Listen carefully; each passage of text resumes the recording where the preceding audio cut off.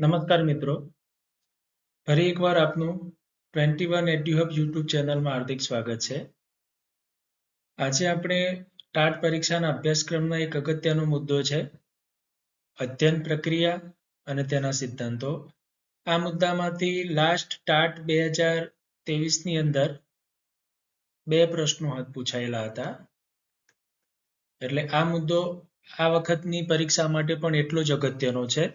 તો આજે આપણે આ મુદ્દા વિશે ખૂબ જ વિગતે ચર્ચા કરવાના છીએ.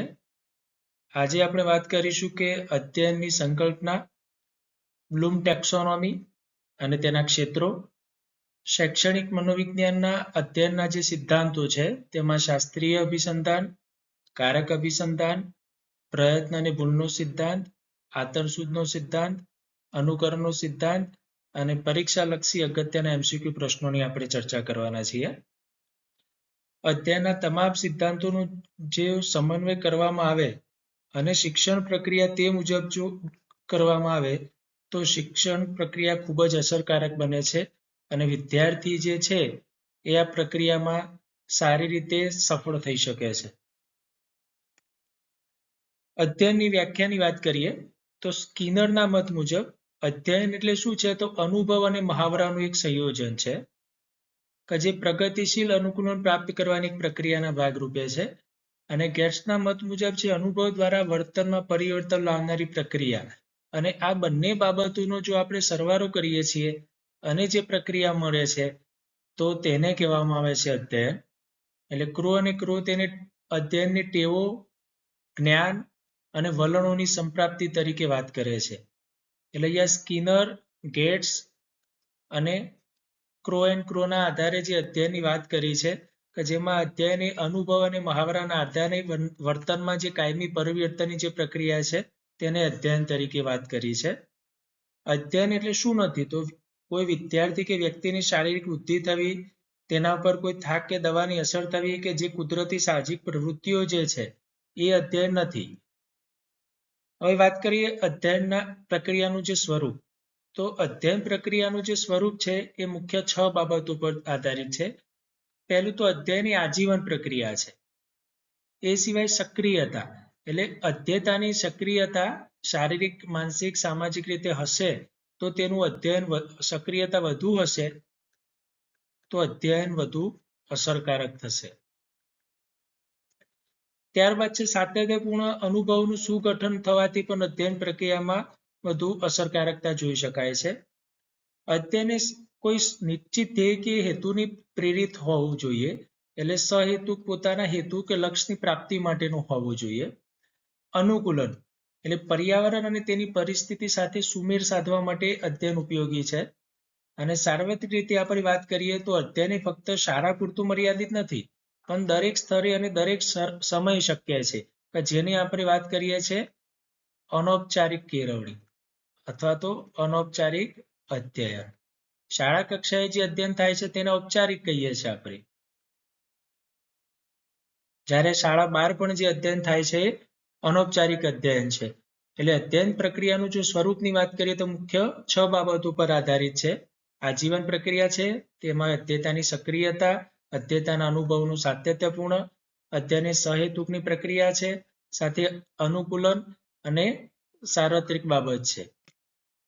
હવે અધ્યયનની નિપજની આપણે જો વાત કરીએ તો 3 બાબતો છે અધ્યયનના અંતે જે નિપજ છે કે શારીરિક અને ક્રિયાત્મક બાબતોની અંદર સુધાર, બોધાત્મક અને માનસિક બાબતો અને સાંવેગિક તેમજ સામાજિક બાબતોની અંદર જે વર્તનમાં પરિવર્તન જોવા મળે છે.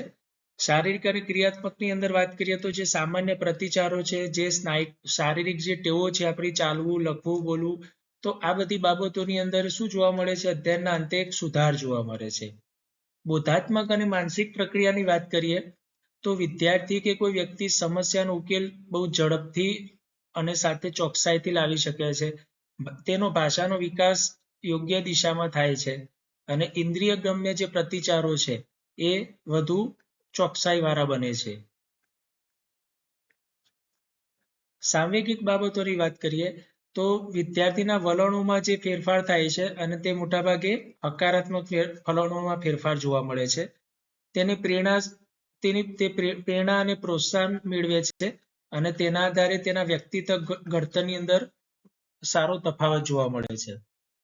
હવે અધ્યયનના ક્ષેત્રોની આપણે વાત કરીએ તો બ્લૂમ ટેક્સોનોમીની જે આપણે વાત કરીએ છીએ, આ બ્લૂમ ટેક્સોનોમી, તેના મત મુજબ અધ્યયનના મુખ્ય 3 ક્ષેત્રો જોવા મળે છે.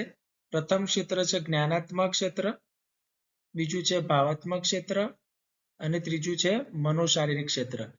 તો લાસ્ટ ટાટ પરીક્ષાની અંદર મિત્રો ટાટ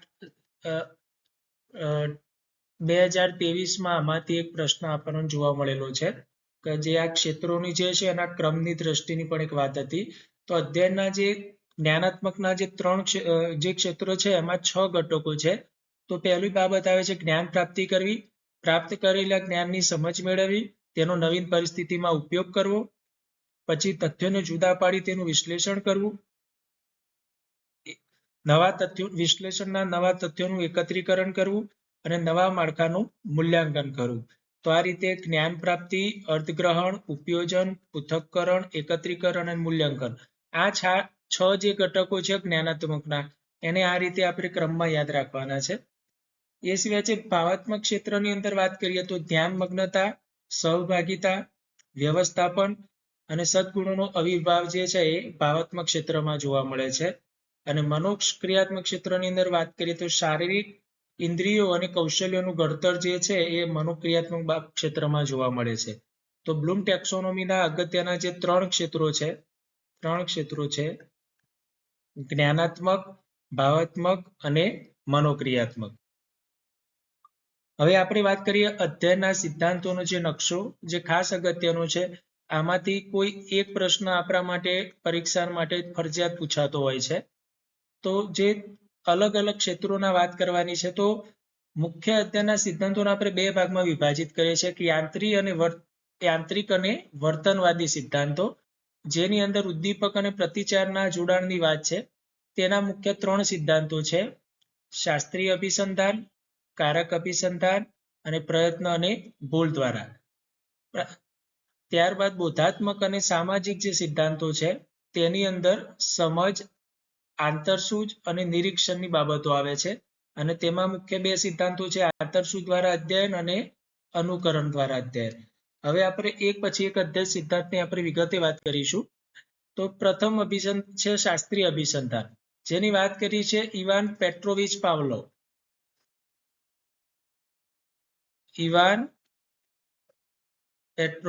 પાવલોવ. તો આ જે રશિયાના હતા, રશિયન શરીરશાસ્ત્રી તરીકે એમને ઓળખાય છે.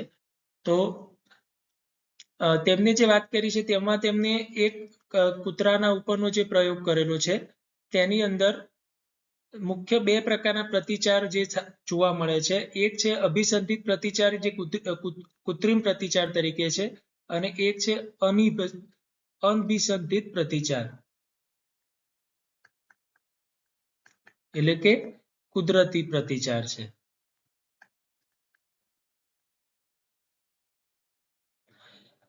તેમાં પ્રયોગ પૂર્વે તેમને જોયું તો ખોરાક બતાવવાથી કૂતરાના મોંમાંથી લાળ ઝરવાની શરૂઆત થાય છે. પ્રયોગ દરમિયાન એક ઘંટડી વગાડવામાં આવે છે અને ત્યારબાદ એને ખોરાક આપવામાં આવે છે. તો કૂતરાના મોઢામાંથી લાળ ઝરે છે. અને પ્રયોગ પછી ફક્ત ઘંટડી વગાડવામાં આવે છે, ખોરાક બતાવવામાં આવતો નથી, તો પણ કૂતરાના મોંમાંથી લાળ ઝરવાની શરૂઆત થાય છે. એટલે કે અહીંયા શરૂઆતનું જે પ્રથમ પ્રયોગ પૂર્વેની જે બાબત છે એ અનઅભિસંધિત પ્રતિચાર છે, કુદરતી પ્રતિચાર છે. પ્રયોગ દરમિયાન જે પ્રક્રિયા કરવામાં આવે છે કે તેમાં બંને પ્રતિચારની મિશ્ર સ્વરૂપમાં રજૂ કરવામાં આવે છે અને ત્યારબાદ ફક્ત અભિસંધિત પ્રતિચાર જે છે તે આપણને જોવા મળે છે. એટલે આ પ્રયોગની અંદર જે છે ઘંટડી પછી ખોરાક ન આપવામાં આવે તો પણ પછી આ પ્રક્રિયા ધીમે ધીમે ડીકન્ડિશનિંગ, એટલે કે લાળ ઝરવાની પ્રક્રિયા બંધ થઈ જાય છે. તો અહીંયા પાવલોવના જે સિદ્ધાંતના આધારે જો આપણે શૈક્ષણિક ફલિતાર્થોની વાત કરીએ તો શિક્ષણની અંદર સારી ટેવોનું ઘડતર કરવા માટે મનનીય બાબત છે. એક હકારાત્મક જોડાણ છે કે તેના દ્વારા શિસ્ત અને રીતભાત કેળવી શકાય છે. બીજી બાબત છે કે ભય અને અંધશ્રદ્ધા દૂર કરી શકાય છે આનાથી, એટલે કે અભિસંધાન દ્વારા ગણિત જેવા અઘરા વિષયોનો ડર દૂર કરી શકાય છે. હકારાત્મક વલણો કેળવી શકાય છે, એટલે કે વિદ્યાર્થીઓની અંદર જે હકારાત્મક વલણ કેળવી શકાય છે, એટલે કે વર્ગના અંતે જ્યારે ઘંટડી વાગે છે ત્યારે વિદ્યાર્થીઓ શાળામાંથી છૂટવાનો હાશકારોની પણ આનંદ અનુભવતા હોય. અને પ્રાણીઓને તાલીમ આપી અને પ્રાણીઓમાં વર્તન ઘડતર માટેનો જે પાયો જે છે એ આ પ્રકારના અભિસંધાનથી આપણે જોઈ શકીએ છીએ. ત્યારબાદ વાત કરીએ મિત્રો કારક અભિસંધાનની, જે BF સ્કિનરે આપણને વાત કરેલી છે. BF સ્કિનરે જે છે એ બે પ્રાણી ઉપર, એક પક્ષી કબૂતર ઉપર અને ઉંદર ઉપર, એમ બંને ઉપર પ્રયોગો કરેલા છે. અને તેમનું જે મુખ્ય બાબતો જે છે તેની અંદર છે આપન વર્તનો, આણેલા વર્તન અને શુરુદર્શકની વાત કરેલી છે તેમને. એટલે કે ઐચ્છિક અને અનૈચ્છિક બાબતોની પણ વાત થાય છે અહીંયા. તો અહીંયા પ્રયોગની અંદર તેમને કબૂતર અને ઉંદર માટે તેમને 50% જે છે ભૂખ્યા રાખવામાં આવે છે તેમને પહેલા, અને પછી એક સમસ્યા પેટીની અંદર મૂકવામાં આવે છે. અને તેની વ્યવસ્થા એવી હોય છે કે ઉંદરનું કળ જે છે એ દબાવે છે તો એના અહીંથી ખોરાકની ગોળી એને પ્રાપ્ત થાય છે સળિયો દબાવવાથી. તો આ પ્રક્રિયાનું વારંવાર પુનરાવર્તન જોવા મળે છે એની અંદર. વિધાયક શુરુદર્શકની અંદર વાત કરીએ તો ઇચ્છનીય વર્તન સુધારવા માટે પુરસ્કાર આપવામાં આવે છે. એટલે કે એકવાર કળ દબાવવાથી તેને ખોરાક મળે છે તો પછી તે વારંવાર એ ક્રિયાનું પુનરાવર્તન કરે છે. નકારાત્મક શુરુદર્શકની અંદર, એટલે કે પીડાદાયક ઉદ્દીપક દૂર કરી તો ઇચ્છનીય વર્તન મળી શકે છે. અહીંયા નકારાત્મક શુરુદર્શક પણ એક સારી બાબત છે. ફોર એક્ઝામ્પલ કે કોઈ મિત્ર ધૂમ્રપાન કરે છે તો બાકીના મિત્રો જે છે તેની મિત્રતા તોડી દેશે તો એ મિત્રતા તૂટવાના ડરથી પણ પોતાની ધૂમ્રપાનની ટેવ છોડી દેશે. તો એક નકારાત્મક શુરુદર્શકની બાબત થઈ ગઈ. તો આ પ્રકારનું કોઈ ઉદાહરણ પણ આપણને પૂછી શકાય છે. અને શિક્ષાની અંદર પણ નિષેધક શુરુદર્શક કે જે વર્તન કારણે છે, એટલે કે ભય ઉભો કરે છે. એટલે સ્કિનરનો જે સિદ્ધાંત ઉદ્દીપક કરતા પ્રતિપોષણ ઉપર વધુ ભાર આપે છે. એટલે કાર્ય કરો તો એના બદલામાં પ્રતિપોષણ મળે છે. સ્કિનરના સિદ્ધાંતના શૈક્ષણિક ફલિતાર્થની અંદર આપણે વાત કરીએ તો પહેલા તો તાત્કાલિક પ્રતિપોષણ મળવું જોઈએ. તો એટલે કે સાચી ટેવ કે સાચા ઉત્તરના બદલામાં વિદ્યાર્થીને પ્રતિપોષણ મળે છે તો બીજી વાર વધુ સારો જવાબ આપવા પ્રયત્ન કરે છે. અભિક્રમિત અધ્યયન એટલે જટિલ વિષયોને નાના એકમમાં વિભાજિત કરી અને શીખવવો જોઈએ. અને હકારાત્મક શુરુદર્શક અને શિક્ષાનો ન્યૂનતમ ઉપયોગ, જેની આપણે વાત કરી. ત્યારબાદ ત્રીજો સિદ્ધાંત છે થોર્નડાઇકનો પ્રયત્ન અને ભૂલનો સિદ્ધાંત. અહીંયા તેમને એક સમસ્યા પેટીની અંદર બિલાડીના ઉપરનો જે પ્રયોગ કરેલો છે, તો તેમાં બિલાડીને છે સારી ભૂખ લાગેલી હોય એ પરિસ્થિતિમાં એને પેટીમાં રાખવામાં આવે છે. ત્યારબાદ અવરોધ જે છે કોયડા પેટી, તેની અંદરથી તે બાહ્ય ખોરાક જોઈ શકે તે રીતે એક ટ્રાન્સપરન્ટ પેટીની વ્યવસ્થા હોય છે. બિલાડી શરૂઆતમાં દિશાવિહીન પ્રયત્નો કરે છે પણ આકસ્મિક એને સફળતા મળે છે, એટલે સાચા માર્ગની પસંદગી થાય છે અને ત્યારબાદ એ પુનરાવર્તિત કરે છે એના એ પ્રયોગને. પ્રયત્ન દ્વારા ભૂલનો જે અધ્યયનનો થોર્નડાઇકનો સિદ્ધાંત છે તેની અંદર આપણે ખાસ જે 3 ઘટકો છે, એક છે તત્પરતાનો નિયમ.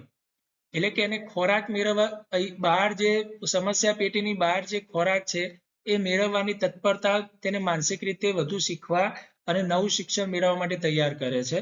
બીજું છે અસરનો નિયમ. એટલે જ્યારે કાર્યથી સંતોષ મળે છે ત્યારે વર્તન દ્રઢ બને છે. એટલે કે દુઃખ થાય તો અવરોધ થાય છે પણ સફળતા મળે તો એ વધુ સંતોષ પ્રાપ્ત કરે છે. અને ત્રીજો અગત્યની બાબત છે પુનરાવર્તનનો નિયમ, જેની અંદર સતત મહાવરાના અંતે એ એકવાર જે યુક્તિ છે તેનો વારંવાર ઉપયોગ કરી અને ઉદ્દીપક અને પ્રતિચારનું જોડાણ થાય છે. તો આ જે 3 નિયમો છે, તત્પરતાનો નિયમ, અસરનો નિયમ અને ઉપયોગિતાનો, તો આ 3 નિયમ પ્રયત્ન અને ભૂલ સંગત ખાસ ધ્યાનમાં રાખવા જરૂરી છે. ચોથી સિદ્ધાંત છે આંતરસૂદ દ્વારા અધ્યયન, જે કોહલર, કોપકા અને વર્ધીમર ના નામથી પ્રખ્યાત છે, જે સમગ્રતાવાદ તરીકે પણ ઓળખાય છે, સમગ્રતા સિદ્ધાંત તરીકે પણ ઓળખાય છે. તેમની અંદર તેમને ચિમ્પાન્જીને સમસ્યા તરીકેના પ્રાણી તરીકે પસંદ કરેલ છે અને તેને એક પાંજરાની અંદર અલગ અલગ પરિસ્થિતિમાં રાખવામાં આવે છે, જેમાં બોક્સ, કેળા, લાકડી આવા સાધનો દ્વારા 3 પ્રયોગો વારાફરતી કરવામાં આવે છે ચિમ્પાન્જીનું નામ સુલતાન હોય છે. મિત્રો, આવો સિમ્પલ પ્રશ્ન પણ ઘણીવાર આપણા માટે અઘરો બની શકતો હોય છે. તો ચિમ્પાન્જી વારંવાર જે ખોખાનો ઉપયોગ કરીને અને કેળું મેળવે છે, બે લાકડીના જોડાણ દ્વારા કેળું મેળવે છે. તો અહીંયા અચાનક આવતો ઉકેલ એ પ્રાણીનો અંધવર્તન નથી, પરંતુ બુદ્ધિપૂર્વક એટલે કે આંતરસૂઝ દ્વારા, પોતાની બુદ્ધિ દ્વારા એ શું કરે છે? સમસ્યાનો ઉકેલ મેળવે છે. પછી છે અનુકરણ દ્વારા સિદ્ધાંત. તો અજ્ઞાત અનુકરણ અને જ્ઞાત અનુકરણ બે બાબતો છે. અજ્ઞાત અનુકરણ એક સ્વાભાવિક પ્રક્રિયા છે. ફોર એક્ઝામ્પલ, હલનચલન, બોલચોલ, રોજિંદા ટીઓની આપોઆપ જે આપણે ગ્રહણ કરીએ છીએ તે. જ્યારે જ્ઞાત અનુકરણ હેતુપૂર્વક અને સભાનપૂર્વક કરવામાં આવતું હોય છે. ખાસ કરીને કૌશલ્યો, લેખન, ચિત્રાંકન, સારા અક્ષર, હસ્તાક્ષર શીખવા, આ બાબતો. અનુકરણનો સિદ્ધાંત છે મિત્રો, બાળકો જે છે વધારે અનુસરતા હોય છે. ખાસ કરીને પોતાના શિક્ષકો જે શિક્ષક કે માતા પિતા જોડેથી અનુકરણ દ્વારા ઘણું શીખતા હોય છે. શિક્ષણ ક્ષેત્રે આ વર્તનવાદી અભિગમનો જો ઉપયોગિતાની વાત કરીએ તો પાવલોવનો જે સિદ્ધાંત છે, શાસ્ત્રીય અભિસંધાન જેને આપણે કહીએ છીએ, તો તેમાં સારી ટેવોનું ઘડતર થાય છે, ભય કે અંધશ્રદ્ધા દૂર થાય છે. સ્કિનરનું કારક અભિસંધાનના સિદ્ધાંતથી વિધાયક સુદર્શકનો ઉપયોગ વધે છે. વર્ગખંડમાં શિસ્ત અને હકારાત્મક વલણોનો વિકાસ થાય છે અને સાથે અભિગમિત અધ્યયન વધુ સરળ થાય છે. થોર્નડાઇકનો જે સિદ્ધાંત છે, પ્રયત્ન અને ભૂલ દ્વારા, તો આ સિદ્ધાંતથી વિદ્યાર્થીઓને શીખવા માટે માનસિક રીતે તૈયાર થાય છે, એટલે કે તત્પર થાય છે. મહાવરા અને પુનરાવર્તન પર ભાર આપવામાં આવે છે, એટલે પ્રયોગની વાત છે અને સાથે એક અસરની વાત છે. એ રીતે કોહલરના પ્રયોગની વાત કરીએ તો સમગ્ર તરફથી વિભાગો તરફના શિક્ષણની વાત કરે છે. મિત્રો, આ પરીક્ષા માટે ખૂબ જ અગત્યનો પ્રશ્ન છે કે કોહલરના પ્રયોગની અંદર કયા શૈક્ષણિક સૂત્રોનો ઉપયોગ થાય છે? તો સમગ્ર તરફથી વિભાગો તરફ. ગોખણપટ્ટી ટાળવાની અને આંતરસૂઝના વિકાસ જોવા મળે છે અને બાળકોમાં અન્વેષણ અને સ્વયં સમસ્યા ઉકેલની શક્તિની ખીલવણી થાય છે.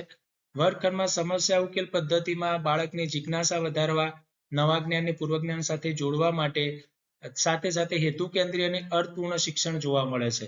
એટલે કોહલરનો પ્રયોગ છે વર્ગખંડની અંદર સમગ્ર લક્ષી આંતરસૂઝ માટેનો એક પ્રયોગ છે અને આ શિક્ષણમાં ખૂબ જ ઉપયોગી છે. અનુકરણની વાત કરીએ આપણે તો ભાષા શુદ્ધિ અને ઉચ્ચારણ શીખવા માટે એક શ્રેષ્ઠ પદ્ધતિ છે, જેમાં શિક્ષક પોતે ઉત્તમ આદર્શ પૂરો પાડી શકે છે. સાથે સાથે સામાજિક પરંપરાઓ અને મૂલ્યોનું અને સંસ્કૃતિનું હસ્તાંતરણ પણ અનુકરણ દ્વારા થઈ શકે છે. વર્ગખંડની અંદર જો આના વિનિયોગની વાત કરીએ તો શિક્ષક પોતે ઉત્તમ આચાર વિચાર રજૂ કરી અનેક અનુકરણીય ઉદાહરણ પૂરું પાડી શકે છે. સારા હસ્તાક્ષર અને ભાષા માટેના નમૂના પૂરા પાડવા જોઈએ. સાથે મહાપુરુષો જે છે એમના જીવનચરિત્રો, આત્મકથાઓ અને સુવાક્યો રજૂ કરવા. ટેપ રેકોર્ડ, ફિલ્મો અને બુલેટિનનો ઉપયોગ કરી અને અનુકરણ પ્રવૃત્તિઓને વધારવી જોઈએ. હવે આપણે આ સિદ્ધાંતોની એક તુલનાત્મક સમીક્ષા કરી લઈએ. તો શાસ્ત્રીય અભિસંધાનના પ્રયોગના પરિણામ હતા પાવલોવ. કયા પ્રાણી ઉપર પ્રયોગ થયો? તો કૂતરા ઉપર, અને મુખ્ય ખ્યાલ હતો એનો ઉદ્દીપક અને પ્રતિચારનું જોડાણ. કારક અભિસંધાનની વાત કરીએ તો સ્કિનર, તે ઉંદર અને કબૂતર બંને ઉપર પ્રયોગ કરી લે છે. એ પરિણામો અને સ્ફુરક દ્વારા વર્તન ઉપરનો મુખ્ય ખ્યાલ છે. પ્રયત્ન અને ભૂલની વાત કરીએ આપણે તો થોર્નડાઇક, બિલાડી અને મહાવરા, અસર અને તત્પરતાનો નિયમ. સાથે આંતરસૂઝની વાત કરીએ તો કોહલર, કોફકા અને વર્ધમાન, ચિમ્પાન્જી અને સમગ્રતા અને બુદ્ધિલક્ષી ઉકેલની વાત છે. એટલે મિત્રો, અધ્યયનનું માળખું એ ફક્ત કોઈ એક સિદ્ધાંત નહીં, પરંતુ અભિસંધાન, પ્રયત્ન અને ભૂલ અને આંતરસૂઝ, આમ તમામ પ્રયોગો દ્વારા આપણે સંપૂર્ણ અધ્યયન તરફ જઈ શકીએ છીએ. હવે મિત્રો વાત કરીએ અગત્યના પ્રશ્નોની. પ્રશ્ન 1 છે, અધ્યયન એ માનવમાં લાંબા સમયથી અસ્તિત્વ ધરાવતા સ્વભાવ, વલણો અને શક્તિઓનું થતું પરિવર્તન છે. તેને વૃદ્ધિ પ્રક્રિયાના પરિણામ તરીકે ગણી શકાય. આ વ્યાખ્યા કોણે આપી છે? તો આ વ્યાખ્યા પણ આપેલી છે રોબર્ટ ગેને નામના મનોવૈજ્ઞાનિકે.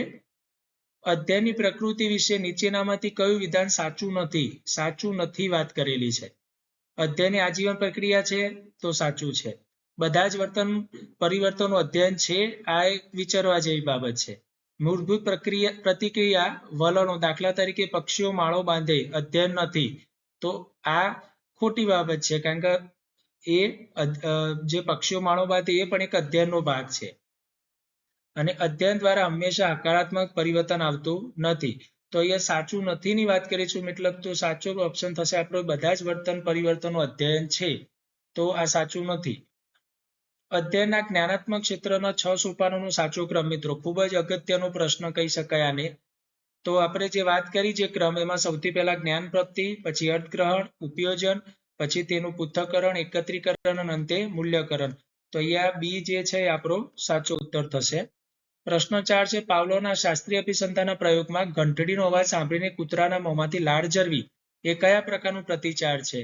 હવે ઘંટડીનો અવાજ સાંભળીને એટલે આ એક કૃત્રિમ પ્રતિચાર કરો છે. કૃત્રિમ એટલે કયું થશે? અભિસંધિત પ્રતિચાર. પ્રશ્ન 5 છે સ્કિનરના કારક અભિસંધાન સિદ્ધાંત મુજબ કયું નકારાત્મક શ્રુદટક છે? તો મિત્રો જો વિદ્યાર્થીને સારા માર્ક્સ આ માટે ઇનામ આપો તો શ્રુદટક સારો થઈ ગયો, ભૂખ્યા માણસને ખોરાક આપવો એટલે હકારાત્મક થઈ ગયો, માતા પિતા નાખુશ ન થાય તે માટે વિદ્યાર્થી ગૃહ કરવા બેસી જવું, તો આ એક નકારાત્મક શ્રુદટક છે જે આપણો સાચો ઉત્તર થશે. થોર્નડાઇકના અધ્યયનના નિયમોમાં કયા નિયમ અનુસાર ઉત્તેજક અને પ્રતિચારનું જોડાણ તેના વારંવારના ઉપયોગને કારણે વધુ સુદૃઢ થાય છે? તો વારંવાર એટલે કઈ બાબત આવશે? ઉપયોગ કરવાની બાબત એટલે મહાવરો. પ્રશ્ન 7 છે આંતરસૂજ એટલે સમસ્યાયુક્ત પરિસ્થિતિના પ્રત્યક્ષીકરણના પુનર્ગઠનનો સમાવેશ થાય છે અને લાંબા સમય સુધી કોઈ પ્રગતિ વિના એકાએક સમસ્યાનો ઉકેલ જડી આવે છે. આ સિદ્ધાંત કયા મનોવૈજ્ઞાનિકોની વિચારધારા છે? તો આપણે આ વાત કરી કે આંતરસૂજની વાત આવશે એટલે સમગ્રતાવાદી, એમને બીજા શબ્દોમાં ગેસ્ટાલ્ટવાદીઓ પણ કહેવામાં આવે છે. પ્રશ્ન 8 છે કોહલરના ચિમ્પાન્જી પરના પ્રયોગો કયા સિદ્ધાંતોને સાબિત કરવા માટે છે? તો કયો સિદ્ધાંત છે? આંતરસૂજ દ્વારા. પ્રયત્ન અને ભૂલ દ્વારા અધ્યયનના શૈક્ષણિક ફલિતાંશ મુજબ માત્ર મહાવરો પૂરો પાડવાથી અધ્યયન શક્ય બનતું નથી. મહાવરાની સાથે સાથે બાળકોને શું આપવું પડે છે? તેના પરિણામ અને પ્રગતિ વિશેની માહિતી પણ આપવી પડે છે.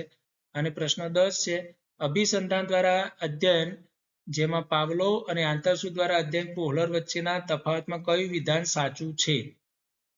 તો અહીંયા પાવલોવના સિદ્ધાંતમાં આત્મલક્ષિતા પર ભાર મુકાય છે જ્યારે કોહલરના સિદ્ધાંતમાં વસ્તુલક્ષિતા. તો ખોટી બાબત છે આ. પાવલોવના સિદ્ધાંતમાં પૂર્વાનુભવ અને બુદ્ધિનું મહત્વ અપાય જ્યારે કોહલરના સિદ્ધાંતમાં નહીં. તો કોહલરના સિદ્ધાંતમાં પણ બુદ્ધિની ખાસ જરૂર પડે છે. પાવલોવનો સિદ્ધાંત વર્તનવાદી છે જ્યારે કોહલરનો સિદ્ધાંત સમગ્રતાવાદી અથવા ગેસ્ટાલ્ટવાદી છે. એટલે મતલબ કે વિકલ્પ સી સાચો ઉત્તર છે. તો મિત્રો આ જે અગત્યના પ્રશ્નો અને આપણે સમગ્ર જે મુદ્દાની ચર્ચા કરી તે આપના પરીક્ષા માટે ખૂબ જ ઉપયોગી થવાના છે. તો આવા જ એક નવા મુદ્દા સાથે આપણે ફરીથી મળીશું. Thank you.